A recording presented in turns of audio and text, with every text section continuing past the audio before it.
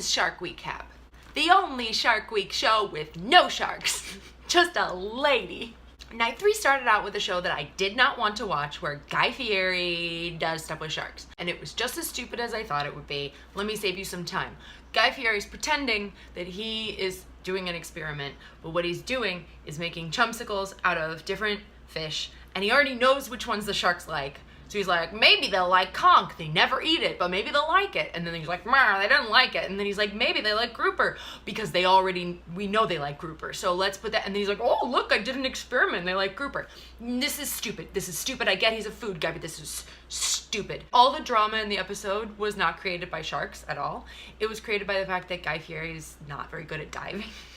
It's like, that was where all the drama came from, was like, Guy sank. Second episode of the night, The Laws of Jaws. So, Laws of Jaws has these people that, like, I don't know, guys. There's a girl, and I was like, cool lady, but then I'm like, I don't think any of you are, like, scientists or anything. I think you're just, like, excited people. This was kind of morbid because they took the very specific details of how other people died from shark attacks and we're trying to like prove it was their fault by recreating the circumstances. Like, these are real people that died.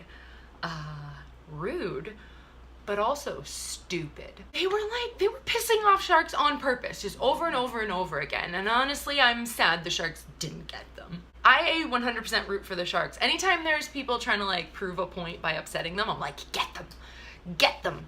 I like when people are just trying to like do research and like not upset the sharks. I'm fine with it.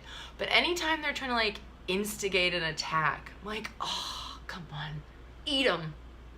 Prove them wrong. Something I'm really enjoying about Shark Week this year is that every night they've had episodes where somebody learns that the best way to deter a shark is to like lightly boop them away. They're like, don't be mean, just boop and just move them away. And so it's just a lot of footage of people very, very gingerly scooching sharkies out of the way. Move out. The third episode last night was Air Jaws The Hunted. Now, if you're a Shark Week fan like I am, you've seen many Air Jaws, and they're all about the jumping great whites in South Africa who breach when they attack their prey. And it's the coolest footage ever, and it's amazing. But all of a sudden, I guess, the great whites are just not there. Apparently, in the middle of last year, all the great whites just started washing up. Like, there were no great whites anywhere, no one knew where they were, and then all of a sudden dead bodies of great whites started washing up, and they all had their livers removed. Orcas are apparently hunting great white sharks in gangs and removing their livers for their nutrients, but like, they're removing livers. It's just insane because people are so scared of sharks, but orcas, like, they're terrifying, and we just like are like, oh, they're so cute, they're like stuffed animals, but like, no, they're so smart and they're so big and they're so intentional with what they're doing. They're not just killing an animal they want to eat, they're aiming for the organ they want. That's terrifying. So they figured out that it's probably orcas that are attacking great whites and other sharks, and so they're trying to find evidence of this. And there's this lady in New Zealand who's watching orcas like gang up on this shark, and it's so scared. She said she once had a shark try to launch itself onto her boat to get away from orcas. This poor shark was so scared of all these orcas ganging up on it that it beached itself to get away from them.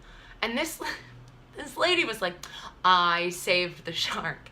She went over and pulled it back in the water, and then it got eaten. Like, you didn't save the shark. It was trying to die on its own terms, and you threw it back in and let its liver get removed. That's like escaping from like some serial killer's basement and someone's like, don't worry, you almost walked into traffic, but I locked her back in his basement. She's safe now. Like, it's so scary. That poor shark. God, it thought it got away. It was like, oh, at least I'll die a slow death. At least I won't have to be eaten alive. And she was like, scoochy, scoochy, here you go. And tossed it back to these guys who were like sharpening their knives and like dotting out where his liver is. So my dog's upset she hasn't been included yet. So here she is. Lola, everyone. The most disruptive, oh no, shark attack. So these two orcas that they figure out are the ones hunting the great whites in South Africa. It's these two guys that both have dorsal collapse, which happens from like a traumatic event. It's usually only orcas that are in captivity. So one of the theories is just that like they've gone mad. I love the idea that it's just these like two brothers that are like, well, I'm fixing to eat a liver, and just like decided to go on a killing spree. So these two orcas are the Menendez brothers of the sea. Except no money, I guess. I don't know, maybe sharks have money. We don't know what their currency is, so currency. I'll go. Okay, that's it for night 3 of Shark Wecap, my Shark Week recap show. Be sure to watch Shark After Dark tonight because Miss Vicky Vasquez, who I fell in love with last year, is gonna be on, and I'm so excited to watch her. Anyway, goodbye.